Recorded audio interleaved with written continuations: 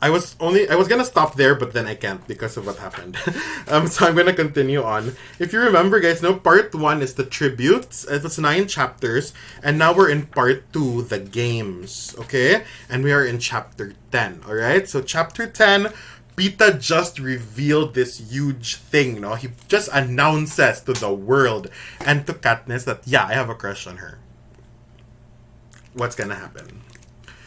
For a moment, the cameras hold on Pita's downcast eyes as what he says sinks in.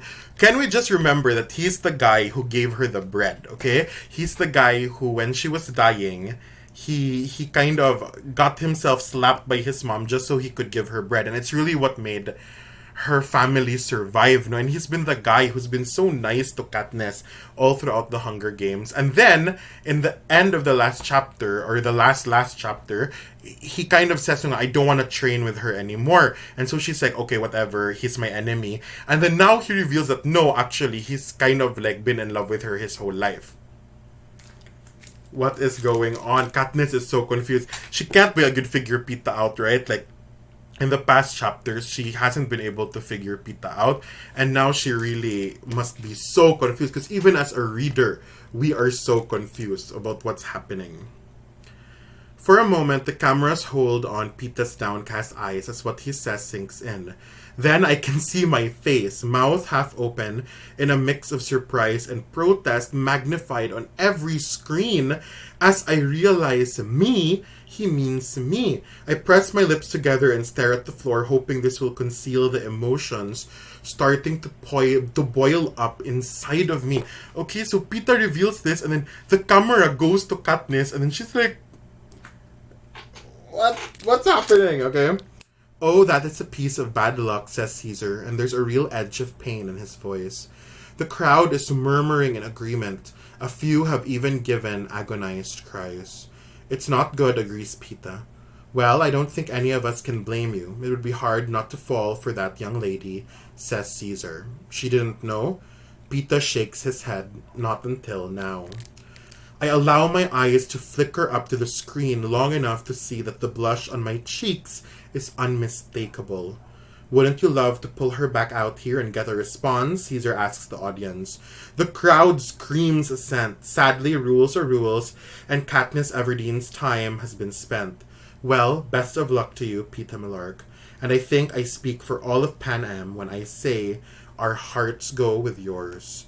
The roar of the crowd is deafening. Pita has absolutely wiped the rest of us off the map with his declaration of love for me. When the audience finally settles down, he chokes out a quiet thank you and returns to his seat. We stand for the anthem. I have to raise my head out of the required respect and cannot avoid seeing that every screen is now dominated by a shot of Pita and me, separated by a few feet that in the viewers' heads can never be breached. Poor, tragic us.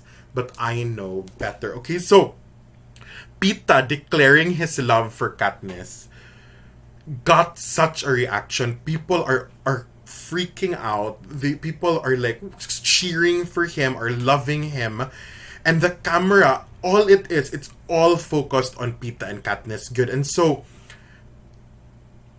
the thing is, you can understand why Katniss is so confused. No, you can really understand why Katniss is so confused. Because, I mean, he just, like, the last thing they kind of did was that he didn't want to train with her. He really asked nga, for the interviews, I don't want to train with Katniss. So, she must be so confused. Because she thought that, okay, Pita sees me as an enemy. But then now he's declaring his love for her. That I loved her for my entire life. I had a crush on her for my entire life. But then she's confused. Is it true? Is that why he didn't want to train the interviews with her because he was planning to reveal this? Or is this just a plan for him to get people to like him so he'll get sponsors? It's the same thing, no? It's what she talked about when she said the difference between Gale and Pita is she trusts everything about Gale. But with Pita, she doesn't know. She can't understand him. But I know better. After the anthem, the tributes file back into the training center lobby and onto the elevators. I make sure to veer into a car that does not contain Pita. The crowd slows out, entourages of stylists and mentors and chaperones, so we have only each other for company. No one speaks. My elevator stops to deposit 4 tributes before I am alone, and then find the doors opening onto the 12th floor. Pita has only just stepped from his car when I slam my palms into his chest. He loses his balance and crashes into an ugly urn filled with fake flowers. The urn tips and shatters into hundreds of tiny pieces. Pita lands in the shards and blood immediately flows from his hands. Katniss, I know you're confused. Can you relax, though? Can you relax, please? Because she's so mad. She's so mad at Pita for what he did. She's so embarrassed and she's so she doesn't know how to feel. So the moment she's alone with Pita, she pushes him and then he falls on a vase or a bowl or whatever and it breaks and he injures his hand and it's bleeding. Katniss good. Her temper's really bad, guys. I think that's the biggest flaw of Katniss so far that we can see, no? Is she gets so mad and she reacts a little bit violently good. We saw that when she was having a tantrum and now we see it nga she basically attacks Pita, okay? What was that for, he says aghast. You had no right to go saying those things about me, I shout at him. Now the elevator's open and the whole crew is there, Effie, Haymitch, Cinna, and Portia. What's going on, says Effie, a note of hysteria in her voice. Did you fall? After she shoved me, says Pita as Effie and Cinna help him up. Haymitch turns on me. Shoved him? This was your idea, wasn't it? Turning me into some kind of fool in front of the entire country, I answer. It was my idea, says Pita, wincing as he pulls spikes of pottery from his palms. Haymitch just helped me with it. Yes, Haymitch is very helpful. To you, I say. You are a fool, Haymitch says in disgust. Do you think he hurt you? That boy just gave you something you could never achieve on your own. He made me look weak, I say. He made you look desirable. And let's face it, you can use all the help you can get in that department. You were about as romantic as dirt until he said he wanted you. Now they all do. You're all they're talking about. The star-crossed lovers from District 12, says Haymitch. Okay, so Katniss is so mad because she thinks that Pita did it in order to make her look stupid, okay? She thinks that Pita did it so that people would laugh at her and so that she'd be embarrassed, okay? And she thinks that Haymitch, hates her and they were trying to, get, the people to laugh at her. But Haymitch said nga, no, it was Pita's idea and it was a good thing for you because now people see that you are desirable, you are crushable. Okay nga, if Pita Mangani, Pita's the most likable guy out there, if he has a crush on you, then every other boy will. He made you look good by doing that, by telling everyone that he has a crush on you. Then everyone will root for you, and now everyone will like you. Okay, so that's what Haymitch said. No, he didn't hurt you. What he did isn't bad for you. It's very, very good. It will help you in the Hunger Games. But we're not star-crossed lovers, I say. Haymitch grabs my shoulder and pins me against the wall. Who cares? It's all a big show. It's all how you're perceived. The most I could say about you after your interview was that you were nice enough, although that in itself was a small miracle. Now I can say you're a heartbreaker. Oh, how the boys back home fall longingly at your feet. Which do you think will get you more sponsors?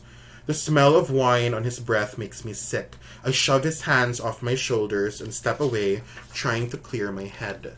Cinna comes over and puts his arm around me. He's right, Katniss. I don't know what to think. I should have been told so I don't look so stupid. No, your reaction was perfect. If you'd known, it wouldn't have read as real, says Portia. She's just worried about her boyfriend, says Pita gruffly, tossing away a bloody piece of the urn. My cheeks burn again at the thought of Gale. I don't have a boyfriend. Whatever, says Pita, but I bet he's smart enough to know a bluff when he sees it. Besides, you didn't say you loved me, so what does it matter?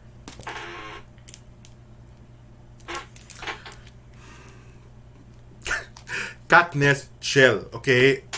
Again, she's a ball of anger. She's the girl on fire. She's so moody and it took a whole room of people to tell her that what Pita did wasn't like bad for you. It's actually good for you.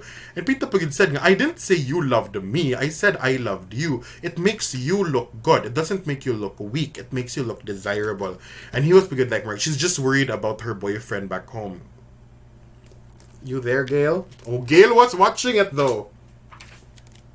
Gail was watching it because everyone watches it. Oh, snap.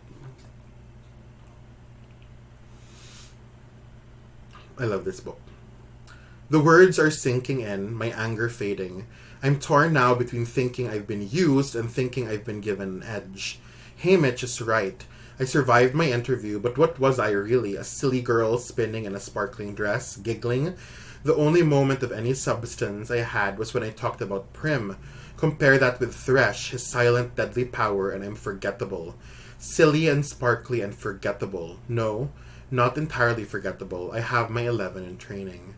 But now Pita has made me an object of love, not just his. To hear him tell it, I have many admirers. And if the audience really thinks we're in love, I remember how strongly they responded to his confessions. Star-crossed lovers. Haymitch is right. They eat that stuff up in the capital. Suddenly, I'm worried that I didn't react properly. After he said he loved me, did you think I could be in love with him too? I ask. I did, says Portia. The way you avoided looking at the cameras, the blush. The others chime in, agreeing. You're golden, sweetheart. You're going to have sponsors lined up around the block, says Haymitch. I'm embarrassed about my reaction. I force myself to acknowledge Pita. I'm sorry I shoved you. Doesn't matter, he shrugs, although it's technically illegal. Are your hands okay? I ask. They'll be alright, he says. Katniss is also really nice, okay? She's really sweet because once she does calm down, she gets worried about Pita. We're like, I'm sorry that I pushed you. Are your hands okay? Because his hand got cut and it was bleeding.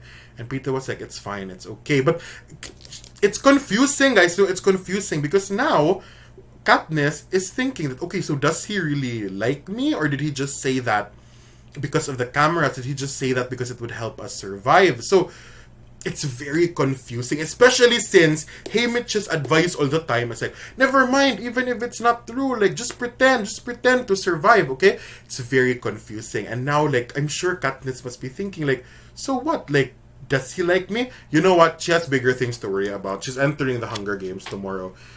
There's no time to worry about boys, okay? In the silence that follows, delicious smells of our dinner waft in front of the dining room.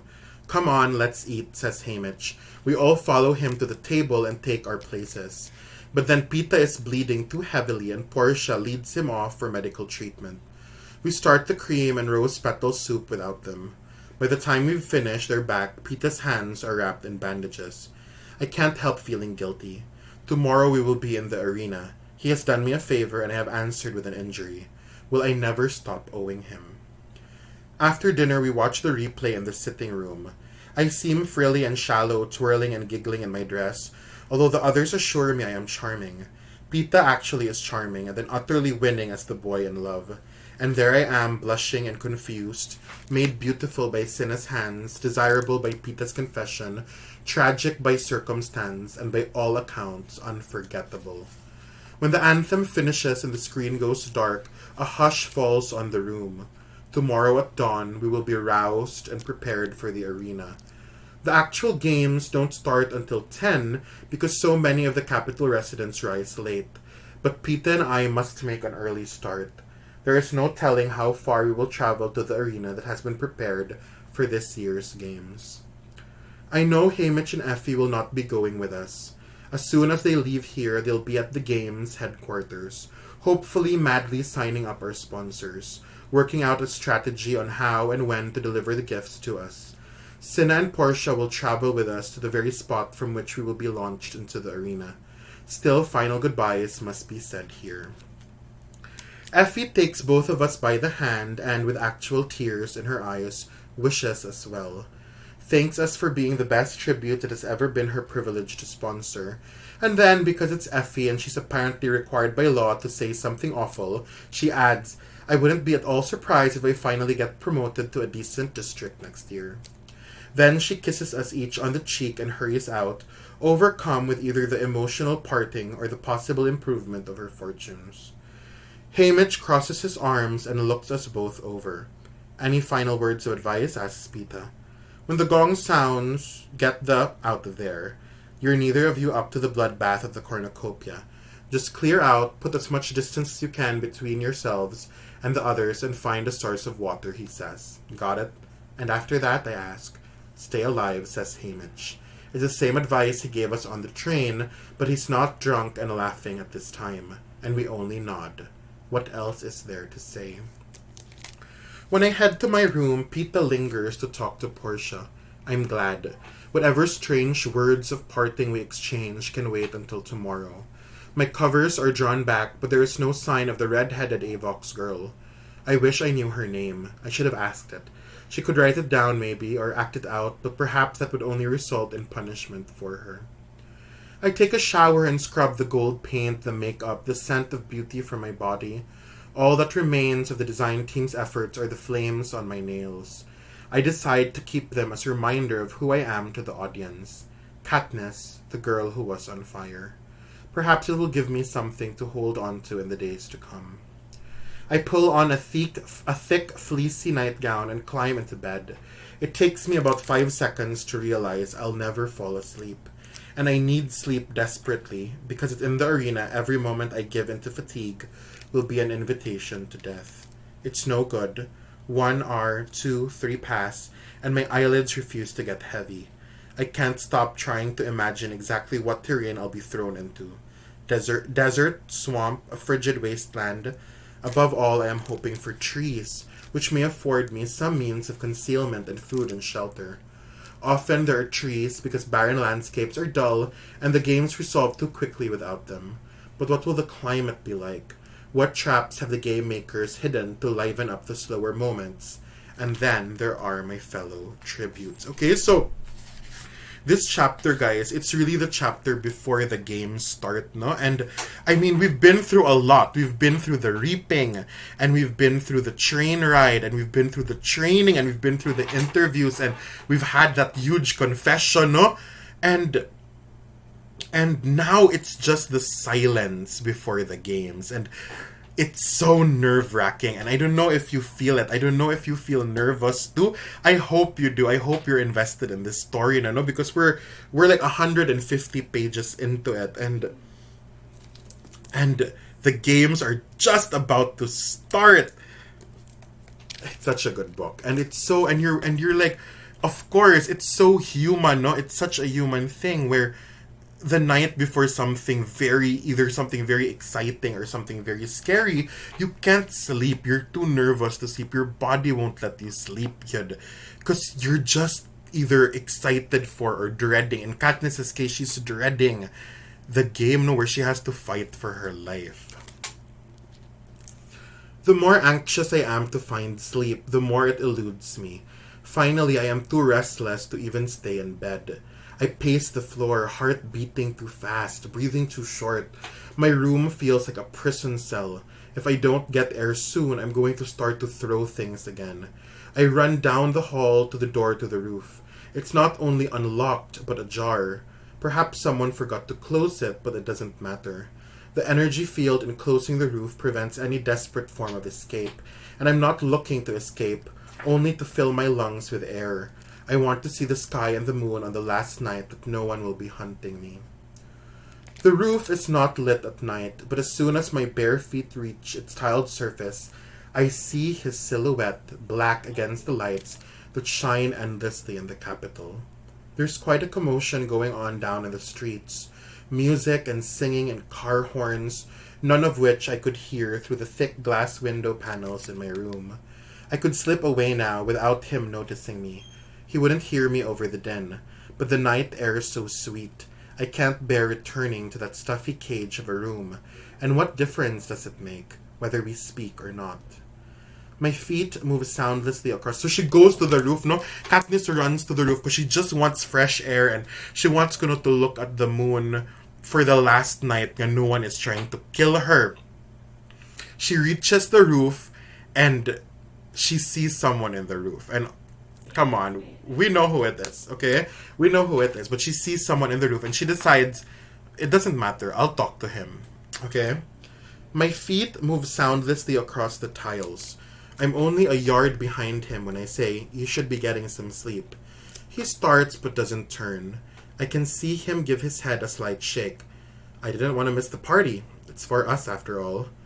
I come up beside him and lean over the edge of the rail. The wide streets are full of dancing people. I squint to make out their tiny figures in more detail. Are they in costumes? Who could tell, Pita answers. With all the crazy clothes they wear here. Couldn't sleep either. So Pita was also in the roof. And they're gonna have a talk. This is one of my favorite scenes. One of my favorite chapters. And I know it's not the most action one. It's the one where two people are talking really late at night. But I really like this chapter. I really like this part. So the capital is kind of partying beneath them. You know, they're party, Hunger Games time. And then Pita and Katniss are alone in the roof, talking. Couldn't turn my mind off, I say. Thinking about your family, he asks.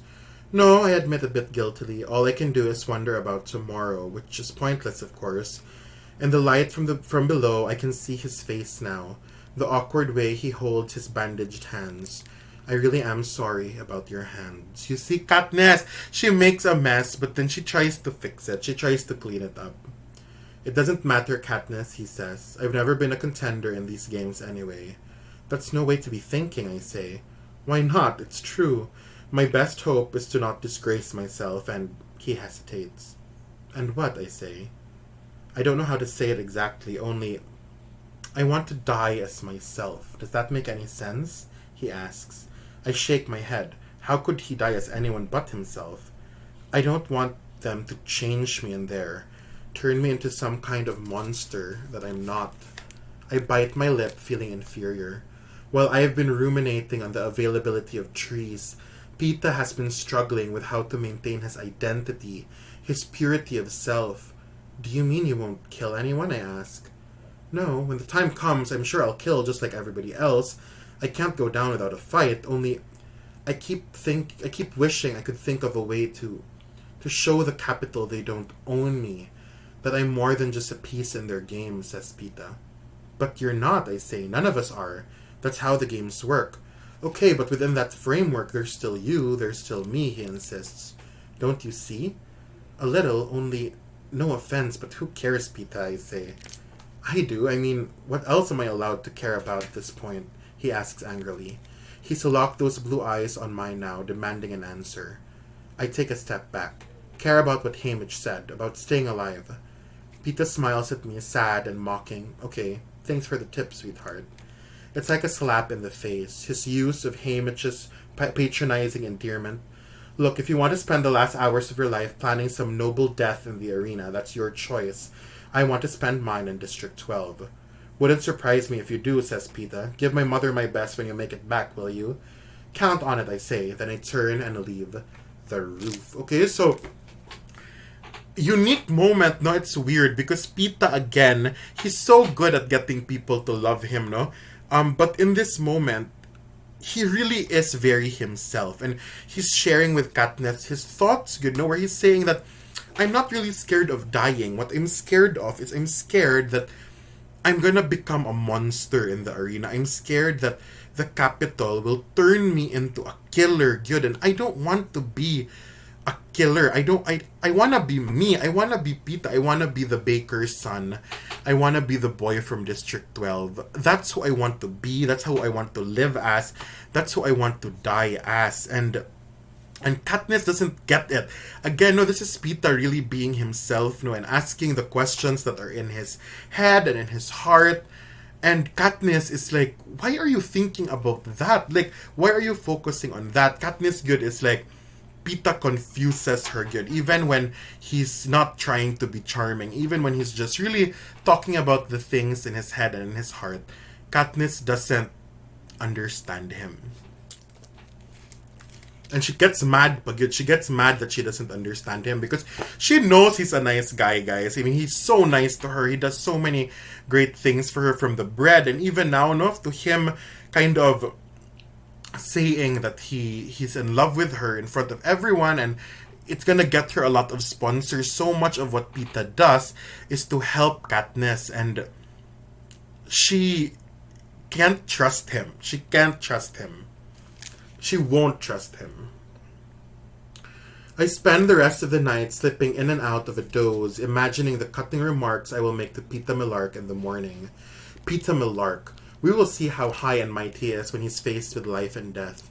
He'll probably turn into one of those raging beast tributes, the kind who tries to eat someone's heart after they've killed them. There was a guy like that a few years ago from District 6, called Titus. He went completely savage, and the game makers had to have him stunned with electric guns to collect the bodies of the players he'd killed before he ate them. Ooh, gross. There are no rules in the arena, but cannibalism doesn't play well with a capital audience, so they tried to head it off. There was some speculation that the avalanche that finally took Titus out was specifically engineered to ensure the victor was not a lunatic. Okay, so again, we have to be reminded of how horrible the games are. Okay, where even this one tribute, no, from a past game, Titus, he went insane and he was really killing like an animal, good. So, and even the Capitol got kind of disgusted with it. It exposed the Hunger Games for being really, really horrible, good, no, and really, really awful, and it's not entertaining, and it destroys people, good, no. Even if you survive the games, even if you're winning in the games, it will destroy you because it means hurting your fellow man. So that really destroys your humanity, no. If you take the life of another human being, even if you do it in like war and stuff, like if you do it in war or in other scenarios, no, where people take each other's lives, it really like darkens your soul, good. And the Hunger Games is an example of that. Now, thankfully, again, this isn't real life, no, but there is war in real life, and there is violence, and there is crime in real life, and Suzanne Collins keeps reminding us that those things are horrible, and we have to do something about that. We can't turn monstrous, no, in order to survive in this like crazy world. We shouldn't turn into monsters. We shouldn't give up our humanity. Okay, and we have to remember that no matter how dark the world gets, you cannot let it take away your humanity. And that's what the Hunger Games, that's what the Capitol's trying to do to Katniss and Pita, and that's what Pita is so scared of. And by talking about it, now I feel like Katniss is scared of it too, because Pita was talking about it. I don't see Pita in the morning. Cinna comes to me before dawn, gives me a simple shift to wear, and guides me to the roof. My final dressing and preparations will be done in the catacombs under the arena itself. A hovercraft appears out of thin air, just like the one did in the woods that day I saw the red-headed Avox girl captured, and a ladder drops down. I place my hands and feet on the lower rungs, and instantly, it's as if I'm frozen. Some sort of current glues me to the ladder while I'm lifted safely inside. I expect the ladder to release me then, but I'm still stuck when a woman in a white coat approaches me carrying a syringe. This is just your tracker, Katniss. The stiller you are, the more efficiently I can place it, she says. Still, I'm a statue, but that doesn't prevent me from feeling the sharp stab of pain as the needle inserts the metal tracking device deep under the skin on the inside of my forearm. Now the game makers will always be able to trace my whereabouts in the arena. Wouldn't want to lose a tribute. As soon as the tracker's in place, the ladder releases me. The woman disappears and Cinna is retrieved from the roof. An Avox boy comes in and directs us to a room where breakfast has been laid out. Despite the tension in my stomach, I eat as much as I can, although none of the delectable food makes any impression on me. I'm so nervous. I could be eating coal dust. The one thing that distracts me at all is the view from the windows as we sail over the city and then through the wilderness beyond. This is what birds see, only they're free and safe, the very opposite of me. The ride lasts about half an hour before the windows black out, suggesting that we're nearing the arena. The hovercraft lands and Cinna and I go back to the ladder, only this time it leads down into a tube underground into the catacombs that lie beneath the arena. We follow instructions to my destination, a chamber for my preparation. In the capital, they call it the lunchroom. In the districts, it's referred to as the stockyard, the place animals go before slaughter. Everything is brand new. I will be the first and only tribute to use this.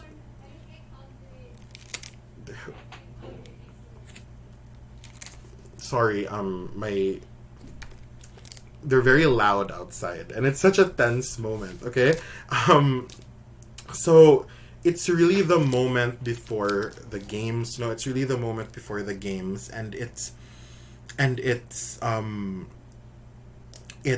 terrifying. It's really terrifying, and it's so scary.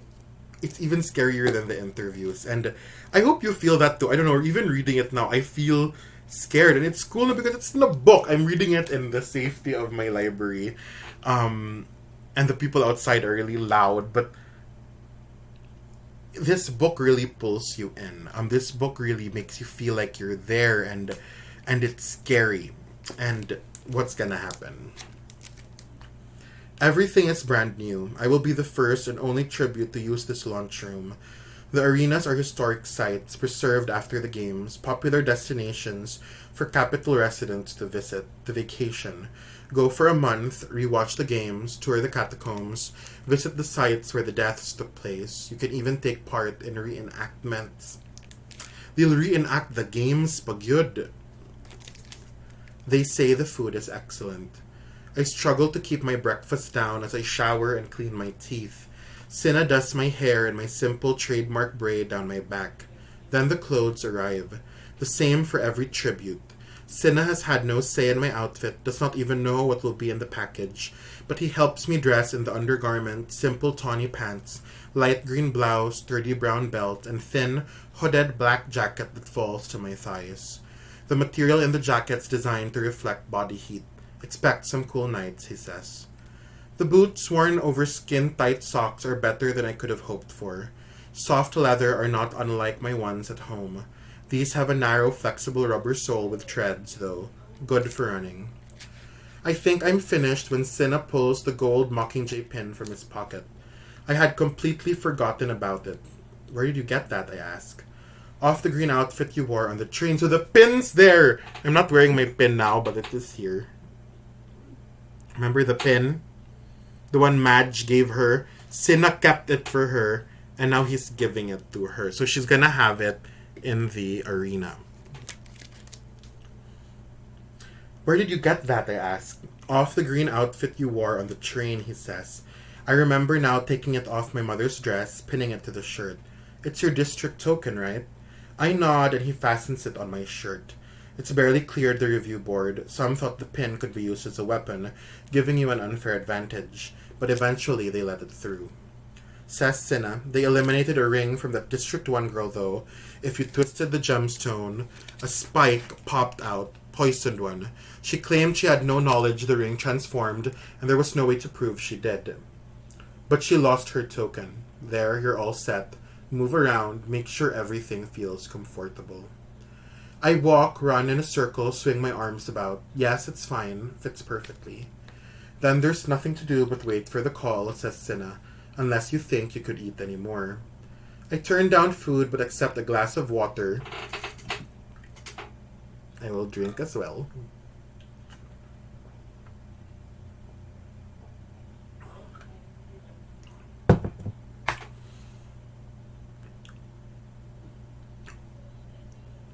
I don't want to chew on my nail or lip, so I find myself gnawing on the inside of my cheek. It still hasn't fully healed from a few days ago. Soon the taste of blood fills my mouth. Nervousness seeps into terror as I anticipate what is to come. I could be dead, flat out dead, in an hour. Not even. My fingers obsessively trace the hard little lump on my forearm where the woman injected the tracking device. I press on it even though it hurts. I press on it so hard a small bruise begins to form. Do you want to talk, Katniss? Cinna asks. I shake my head, but after a moment hold out my hand to him. Oh, Cinna. At least Cinna's there. Cinna's like the one person I think she trusts good in the capital. Cinna encloses it in both of his, and this is how we sit until a pleasant female voice announces it's time to prepare for lunch. Still clenching one of Cinna's hands, I walk over and stand on the circular metal plate. Remember what Haymitch said, run, find water. The rest will follow, he says. I nod. And remember this, I'm not allowed to bet, but if I could, my money would be on you. Truly, I whisper. Truly, says Cinna. He leans down and kisses me on the forehead. Good luck, girl on fire. And then a glass cylinder is lowering around me, breaking out handhold, cutting him off from me. He taps his fingers under his chin, head high. I lift my chin and stand as straight as I can.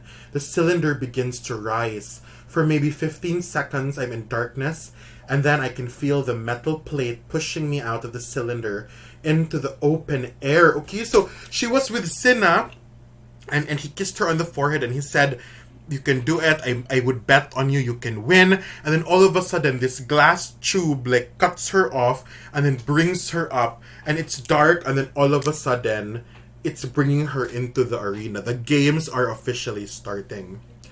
For a moment, my eyes are dazzled by the bright sunlight, and I'm conscious only of a strong wind with a hopeful smell of pine trees. Then I hear the legendary announcer Claudius Templesmith as his voice booms all around me. Ladies and gentlemen, let the 74th Hunger Games begin. And the games are beginning. End of chapter 10 of the Hunger Games.